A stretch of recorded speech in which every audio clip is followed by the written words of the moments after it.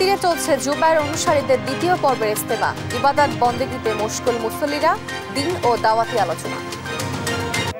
দ্বিতীয় পর্ব আমরা ওলামাদের সাথে আছি এবং কি নিজ ঘোরার জন্য আল্লাহর হুকুম আহকাম জানি না, যাতে করে আমরা নিজ এলাকাতে যেতে পারি, কাজ করতে পারি, এটার জন্য আমরা এখানে আসছি। বক্তব্য শোনার জন্য ইনশাল্লাহ আইছি আমরা, সেই আমল করব, এটাই আমাদের কাম্য ইনশাল্লাহ। ঢাকা উত্তর সিটিতে গত 5 মাসে আওয়ামী দোসর খালেকের 2 পদোন্নতি, অবৈধভাবে প্রমোশন দেওয়ার অভিযোগ সচিব মাসুদ আলমের বিরুদ্ধে। দুদকের মামলায় গ্রেফতার সাবেক খাদ্য সচিব ইসমাইলের সম্পদের পাহাড় সাভারে গড়েন বাংলো বাড়ি, মার্কেট, কেনেন বিঘায় বিঘায় সম্পত্তি। রাঙামাটিতে ঝুলন্ত সেতুতে জেটির সংকট, পাহাড়ের ঢালেই নোঙর করতে হয় বোট, ঢাল বেয়ে উঠতে গিয়ে বাড়ছে প্রাণহানির ঝুঁকি।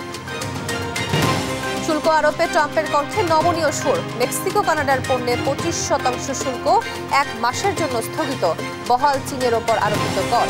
এবং বিপিএলে আরাফাত সানির বোলিং অ্যাকশন নিয়ে সন্দেহ প্রকাশ, 7 দিনের মধ্যে পরীক্ষা দেওয়ার নির্দেশ।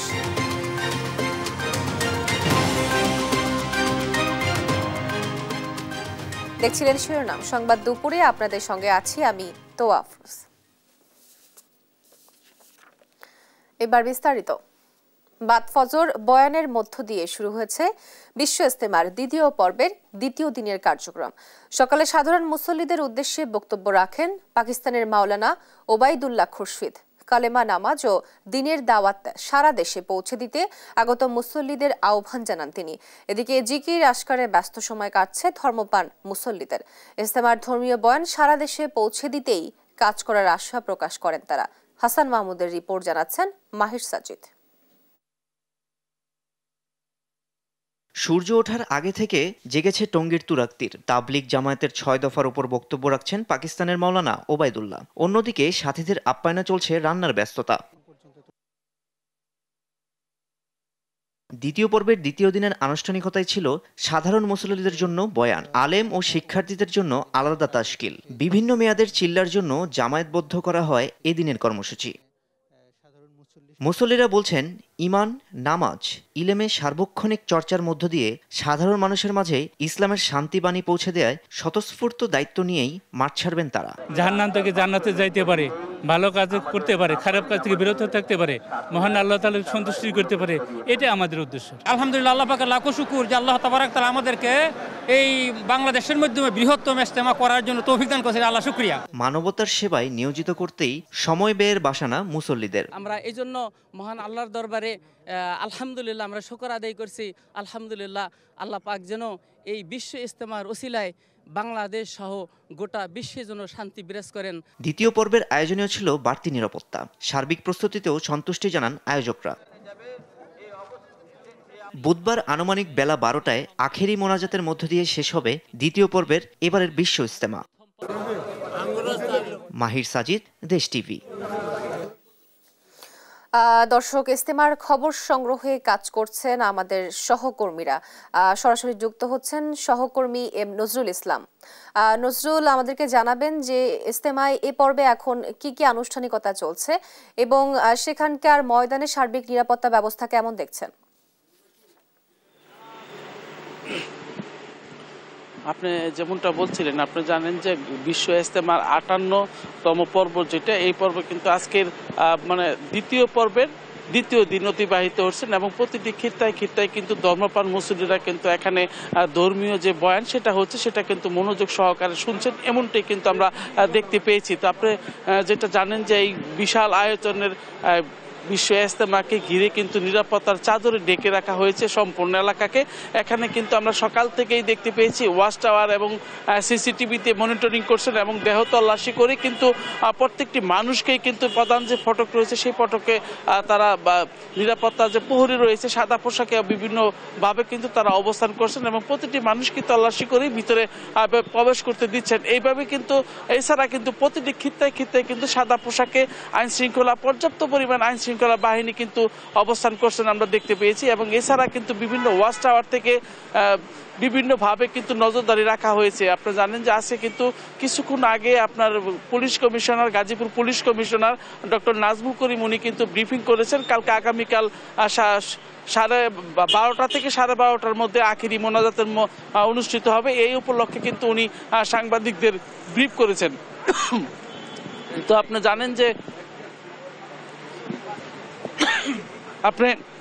আমি যদি দেখাতে চাই যে এখানে কিন্তু বিশ্ব ইজতেমা ময়দানে যে আইন শৃঙ্খলা বাহিনী রয়েছে, এখানে কিন্তু প্রধান যে ফটক রয়েছে সেই ফটকে কিন্তু পর্যাপ্ত সংখ্যক আইন শৃঙ্খলা বাহিনী অবস্থান করছেন। এবং এছাড়া কিন্তু আমরা প্রতিটি খিত্তায় কিন্তু সাদা পোশাকে এবং বিভিন্নভাবে কিন্তু দেখেছি যে প্রবেশ এবং সব কিছুতে নজরদারি রেখেছেন। আপনি জানেন যে উঁচু উঁচু দেওয়ালের উঁচু বিল্ডিংয়ের মধ্যেও কিন্তু নিরাপত্তা বলয় তৈরি করে রাখা হয়েছে, অর্থাৎ এখানে কিন্তু নিরাপত্তার চাদরে কিন্তু ঢেকে রাখা হয়েছে সম্পূর্ণ এলাকাকে। আপনার পুলিশ যে ব্রিফিং দিয়েছে সেটা হলো যে কালকে আগামীকাল আপনার 12টা থেকে 12:30টার মধ্যে আখিরি মোনাজাত হবে।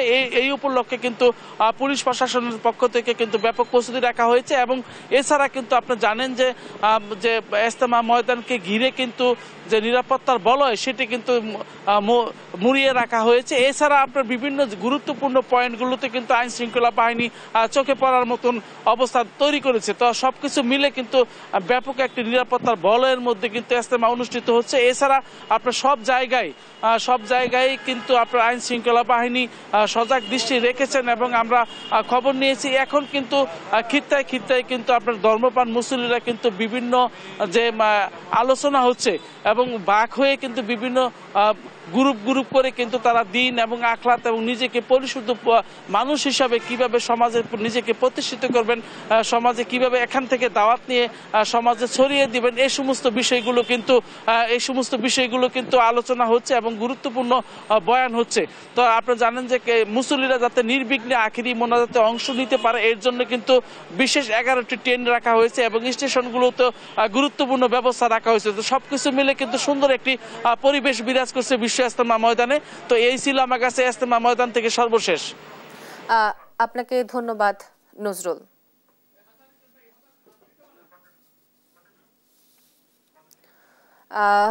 দর্শক, এই বিষয়ে আরো জানাতে আমাদের সাথে যুক্ত হচ্ছেন সহকর্মী হাসান মাহমুদ। তিনি ইজতেমা ময়দান থেকে আরো বিস্তারিত তথ্য জানাবেন।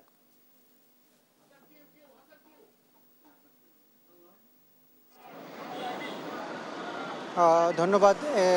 বিশ্ব ইজতেমার দ্বিতীয় পর্বের দ্বিতীয় দিনের আজকের কার্যক্রম কিন্তু সারাদিনে চলছে। আমরা এখন পর্যন্ত কিছুক্ষণ আগে যে গাজীপুর মেট্রোপলিটন পুলিশের পক্ষ থেকে ব্রিফ করা হয়েছে, সেখানে পুলিশ কমিশনার যেটি বলছিলেন যে সার্বিক নিরাপত্তা তারা সর্বোচ্চ সতর্কতা অবস্থান রেখেছে এবং আগামীকালকে ঠিক দুপুর 12টার দিকে আসলে আখিরি মোনাজাত হবে দ্বিতীয় পর্বের। এবং এরপরে কিন্তু দ্বিতীয়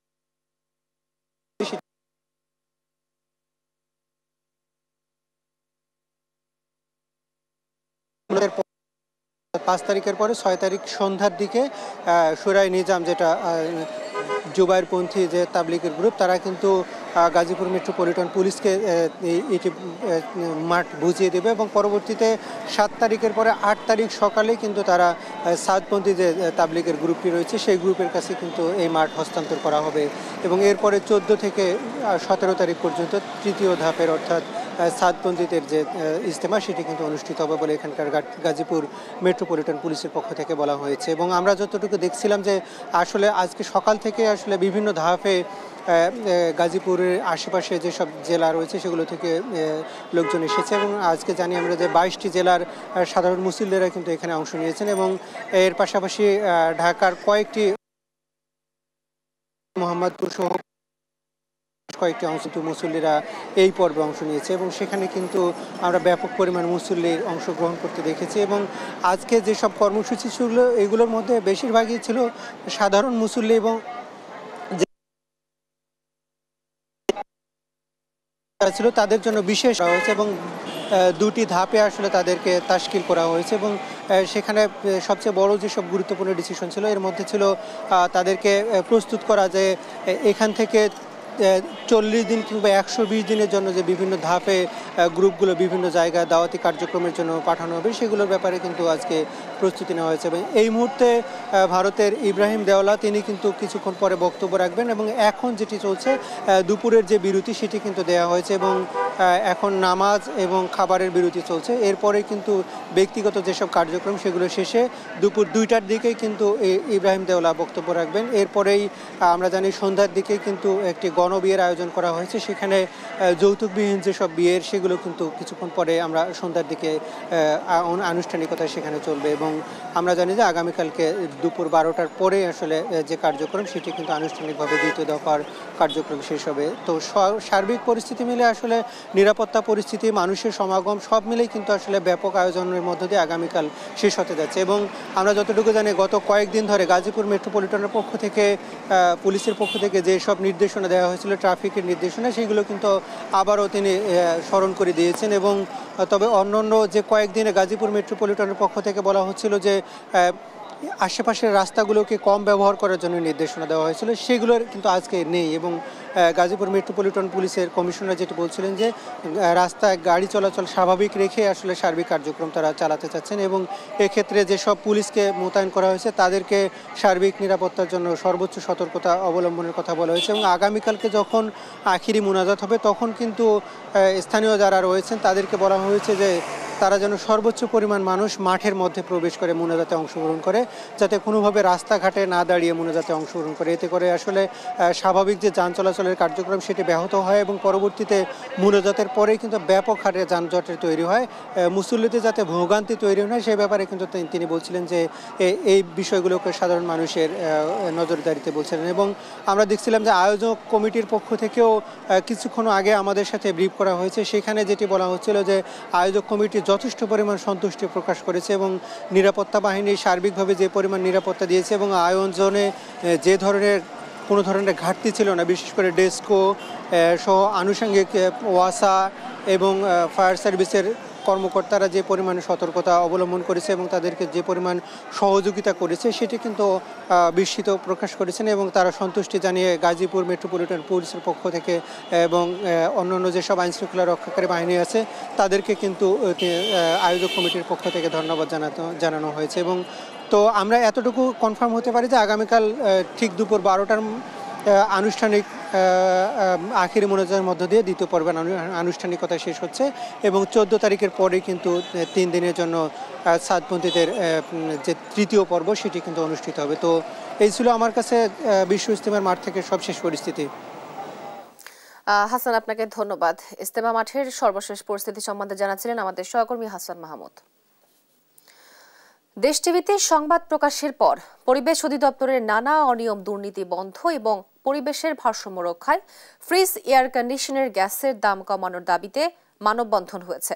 মঙ্গলবার সকালে রাজধানীর আগারগাঁও পরিবেশ অধিদপ্তরের সামনে এই কর্মসূচি পালন করে বাংলাদেশ RSE মালিক শ্রমিক কল্যাণ অ্যাসোসিয়েশন। এ সময় সংগঠনের সভাপতি শাহ আলম ভুইয়া জানান, পরিবেশ অধিদপ্তরের কিছু দুর্নীতিবাজ কর্মকর্তা পরিবেশ খাতকে ধ্বংস করছে, একই সঙ্গে RSE খাতকেও ধ্বংস করছে তারা। কর্মসূচিতে অধিদপ্তরকে সিন্ডিকেট মুক্ত করার দাবি জানান তারা। এছাড়া ফ্রিজ ও এসির গ্যাসের দাম সহ বিভিন্ন যন্ত্রাংশের দাম কমানোর দাবিও জানান। আমরা পরিবেশে কেন আসলাম? আমাদের এই সেক্টরে যারা বিজনেস করেন, যারা উৎপাদনকারী প্রতিষ্ঠান, যারা ইম্পোর্টার, বিভিন্ন যারা আছেন, তারা লাইসেন্স নিতে হলে পরিবেশ অধিদপ্তর লাইসেন্স।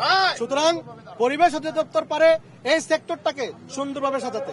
পরিবেশ অধিদপ্তর যদি ঠিক মতো মনিটরিং করে, যারা ইম্পোর্ট করছেন, যারা উৎপাদনকারী প্রতিষ্ঠান আছেন, তারা কিভাবে উৎপাদন করতেছেন, তারা গ্যাসের কি মূল্য আছে, গ্যাস কত টাকা দিয়ে কেনা হয়েছে, কত টাকা বিক্রি করতেছেন, এই জিনিসগুলো যদি প্রতি দর্শক, দেশের সব সাময়িক বিষয় নিয়ে সংবাদ সম্মেলন করছে গণ অধিকার পরিষদ। আমরা সরাসরি চলে যাচ্ছি সেখানে। পরিষ্কারভাবে যারা গণ অভ্যুত্থানের স্পিডের আলোকে আগামী নতুন বাংলাদেশ বিনির্মাণের কথা বলছি, এই ছাত্র জনতার ত্যাগকে ধারণ করে একটা বিশুদ্ধ রাজনীতির কথা বলছি, তাদেরকে অবশ্যই গণহত্যাকারী রাজনৈতিক দল আওয়ামী লীগের প্রশ্ন অবস্থান পরিষ্কার করতে হবে। সরকার কি ভাবছে, অমুক দল কি ভাবছে, নির্বাচন কমিশন কি ভাবছে, সেটা বিষয় না। বিষয়টা রাজনৈতিক ভাবে আমরা আওয়ামী লীগের রাজনীতি আগামীতে চাই কিনা, আওয়ামী লীগের মতো গণহত্যাকারী দল নির্বাচনে অংশগ্রহণ করবে, আমরা রাজনৈতিক দল সমূহ সেটা চাই কিনা। উদরপিণ্ডি বুদর ঘাড়ে চাপানোর সুযোগ নাই, দায় সারা বক্তব্য দেওয়ার সুযোগ নাই। গণ অধিকার পরিষদের পক্ষ থেকে আমরা প্রাথমিক ইনিশিয়েটিভ শুরু করেছি। এতদিন পর্যবেক্ষণ করেছি যে যারা আন্দোলনের নায়ক দাবি করছে, আন্দোলনকে কেন্দ্র করে প্ল্যাটফর্ম গড়ে তুলছেন, সরকারি সুযোগ সুবিধা নিচ্ছেন, তারা কি করছেন। অন্যান্য রাজনৈতিক দল যারা ক্ষমতায় যেতে চায়, ক্ষমতায় যাওয়ার জন্য মুখিয়ে আছে, ক্ষমতায় না গিয়েও যারা বিভিন্ন জায়গায় নিয়ন্ত্রণ করছে, কার্যত সত্য। আজ যদি প্রশাসন দেখেন, গণমাধ্যম দেখেন, ব্যবসায়িক কমিউনিটি দেখেন, সুনির্দিষ্ট দু একটি রাজনৈতিক দলই তো এই কমিউনিটিগুলো নিয়ন্ত্রণ করছে এবং তাদের আধিপত্য কার্যত কায়েম করেছে অলিখিতভাবে হলেও। তাহলে আওয়ামী লীগের প্রশ্নে তাদের নীরবতা কেন?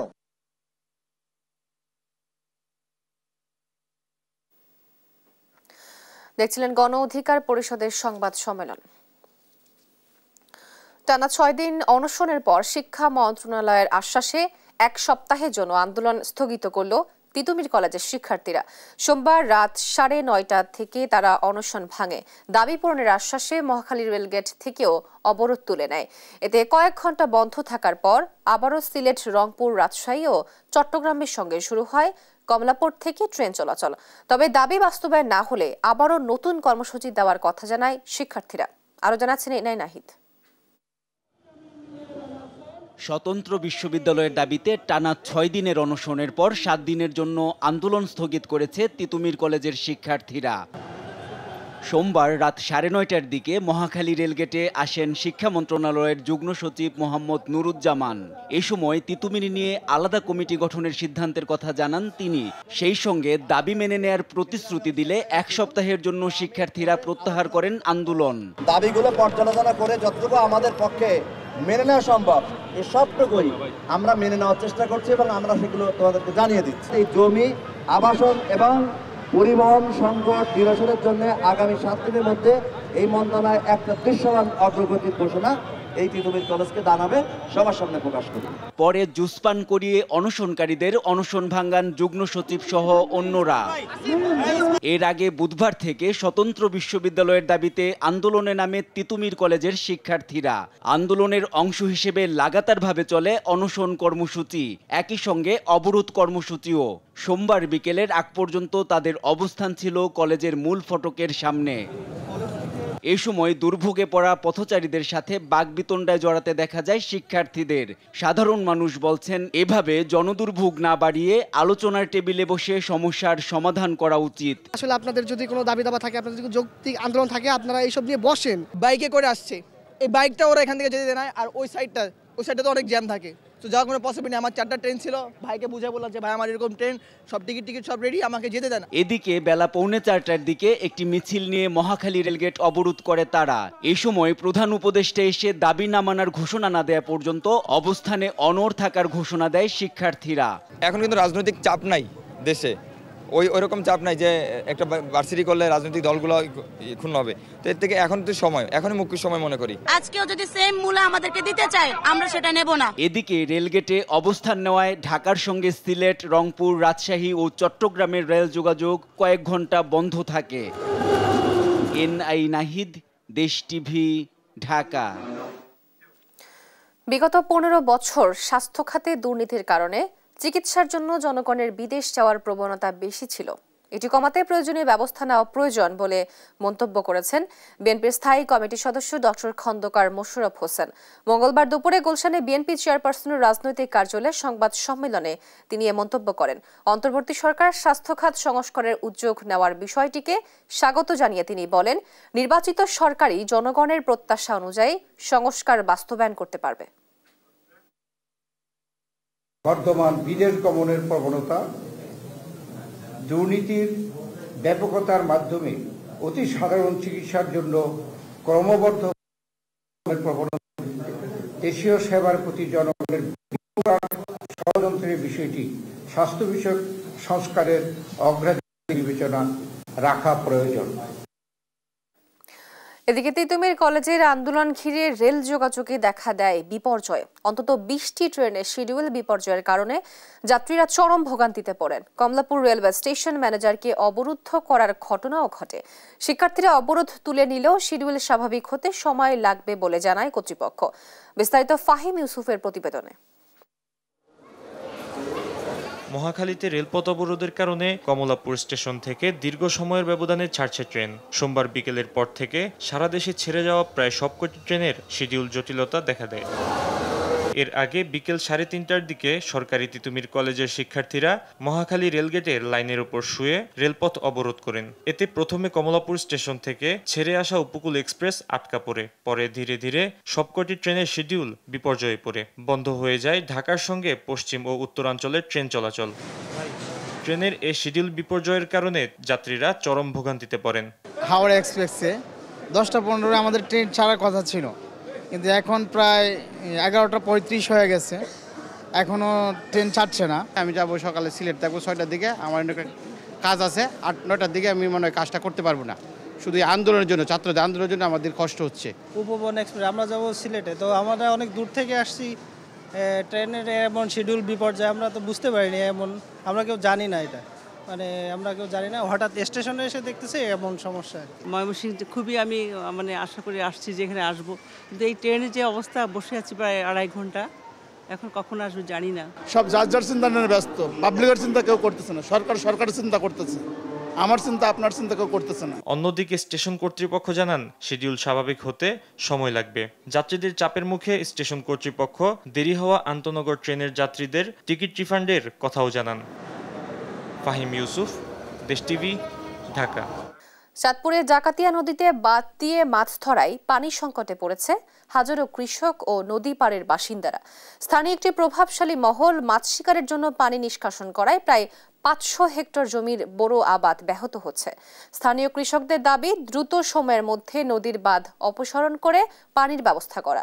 দ্রুত সংকট নিরসনের আশ্বাস দিয়েছে উপজেলার প্রশাসন। সহকর্মী শরীফ আহমেদের তথ্য ও চিত্রে বিস্তারিত অঙ্কন চৌধুরীর রিপোর্টে। চাঁদপুরের ফরিদগঞ্জের 5 নং গুপ্তি পূর্ব ইউনিয়নের গল্লাক বাজারের পূর্ব পাশের ব্রিজের দক্ষিণে বাঁধ নির্মাণ করে মাছ শিকার করায় এক পাশে পানি থাকলেও অপর পাশে নেই পানি। এতে গল্লাক থেকে শুরু করে দক্ষিণ লক্ষ্মীপুর জেলার কাটাখালী পর্যন্ত হুমকিতে পড়েছে প্রায় 500 হেক্টর আবাদি কৃষি জমি। স্থানীয় কৃষকদের দাবি আবাদি জমির রোপা ধান রক্ষায় দ্রুত পানির ব্যবস্থা করা। ডাকাতিয়া নদীর শাখা বেড়ায় বাঁধ দিয়া তারা মাছ ধরে, দক্ষিণ দিকের আমগুজ হইতে কোনো পানি নেই, কৃষক মরে যেতে আছে। সময় মতন সার দিতে পারি না, ওষুধ দিতে পারি না, নিট দিতে পারি না, নিট না দেওয়াতে, সার না দেওয়াতে মনে করেন আমরা ক্ষতিগ্রস্ত হইতেছি। তুমি শুকাই যেতেছে, জমি বাঁচতে পারতেছি না, সার দিতে পারতেছি না। ভবিষ্যতে যেন এই বাদ দিতে না পারে প্রশাসনের কাছে আমাকে এটাই অনুরোধ। নদীতে বাঁধ দিয়ে মাছ ধরছেন স্থানীয় প্রভাবশালীরা। এতে নদীতে পানি না থাকায় কৃষকদের জমিতে সেচ দিয়ে পানি দিতে পারছেন না বলে জানান স্থানীয় স্কিম ম্যানেজাররা। আমার স্কিমে 700 থেকে 750 কৃষক আছে। কৃষকের পানি না দেওয়ার দিতে না হওয়ার কারণে কৃষকের লগে বহুত জমজট হইতেছে। বাঁধ দেওয়ার কারণে আমগো পানিটা আইতেছে না। আজকে বিগত 18-19 দিন আমরা পানি দিতে পারি না। বানটা যত দ্রুত সরাই দিতে পারে তত আমগো অনেক ভালো। নদীর পানি প্রবাহ ঠিক রাখতে দ্রুত সময়ের মধ্যে প্রয়োজনীয় ব্যবস্থা নেওয়ার আশ্বাস দিয়েছেন উপজেলা নির্বাহী কর্মকর্তা। ডাকাতিয়া নদীর বাঁধের বিষয়ে তদন্ত কার্যক্রম চলছে। কোথায় কোথায় বাঁধ দেয়া হচ্ছে আমরা সেই লোকেশনগুলো ট্রেস করার চেষ্টা করছি। ইতিমধ্যে কিছু কিছু জায়গায় বাঁধ অপসারণ করা হয়েছে এবং সামনে যেসব জায়গাগুলোতে এরকম অবৈধভাবে বাঁধ দেয়া হবে সেখানকে দ্রুত অপসারণ করা হবে বাঁধগুলো। আবাদি জমি রক্ষায় নদী খনন ও নদীর পানির প্রবাহ ঠিক রাখতে দ্রুত এসব বাঁধ অপসারণ দেখতে চান স্থানীয়রা। অঙ্কন চৌধুরী, দেশ টিভি। রাঙামাটির আইকনিক স্থান ঝুলন্ত সেতুতে এসে ভোগান্তি পোহাতে হচ্ছে ভ্রমণ পিপাসুদের।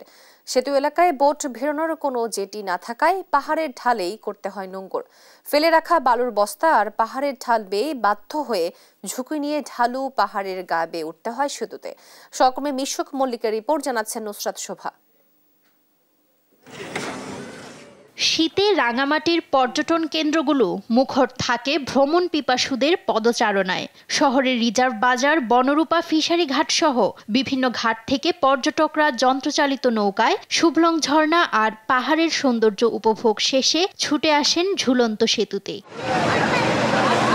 শহরের শেষ প্রান্তে কাপ্তাই লেকের এই ঝুলন্ত সেতু জেলার পর্যটনের প্রধান আকর্ষণ।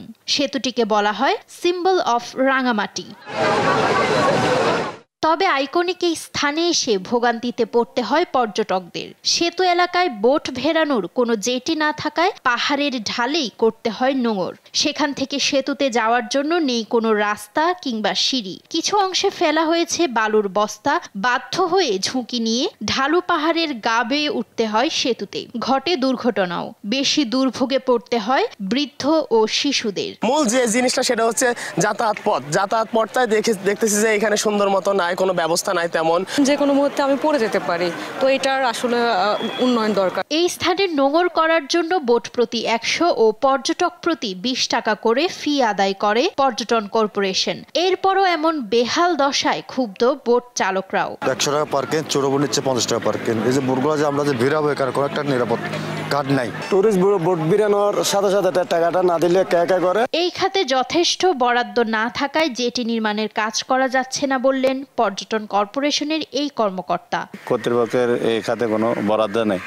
এ কারণে আমরা স্থানীয় উন্নয়ন সংস্থা, জেলা পরিষদ এবং উন্নয়ন বোর্ডের কাছে আমরা পত্র পাঠিয়েছি। সমস্যা সমাধানে উদ্যোগী হওয়ার কথা জানিয়েছেন রাঙামাটি পার্বত্য জেলা পরিষদ চেয়ারম্যান। বিষয়টিকে সর্বোচ্চ গুরুত্ব দিয়ে প্রয়োজনীয় ব্যবস্থা গ্রহণ করব। আমরা চাই না যে এখানে পর্যটক এসে কোনো আহত হোক। দ্রুত ঘাট সংস্কার করে পর্যটকদের দুর্ভোগ লাঘবের দাবি সংশ্লিষ্টদের। নিউজ ডেস্ক, দেশ টিভি। দেশের সবচেয়ে দরিদ্র জেলা মাদারীপুর, সবচেয়ে গরিব উপজেলা মাদারীপুরের ডাসার। 30 ডিসেম্বর বাংলাদেশ পরিসংখ্যান ব্যুরোর দারিদ্র্য মানচিত্র 2022 প্রকাশিত। এই প্রতিবেদন নিয়ে তীব্র প্রতিক্রিয়া স্থানীয়দের। বিল অঞ্চল অধ্যুষিত নতুন উপজেলা ডাসার জেলার মধ্যে অনুন্নত ও দরিদ্র হলেও মাদারীপুর জেলার বিষয়টি কোনোভাবেই মানতে পারছেন না তারা। তবে সংশ্লিষ্ট প্রকল্প পরিচালকের দাবি, আন্তর্জাতিক সংস্থাদের নিয়ে তৈরি হয়েছে এ গবেষণাপত্র। সহকর্মী শিবশঙ্কর রবি দাসের তথ্য ও ছবিতে বিস্তারিত জানাচ্ছেন শামীম হোসেন। বাংলাদেশ পরিসংখ্যান ব্যুরোর প্রকাশিত দারিদ্র্য মানচিত্রের পরিসংখ্যানে দেখা গেছে মাদারীপুর জেলার দারিদ্র্যের হার 54.4%।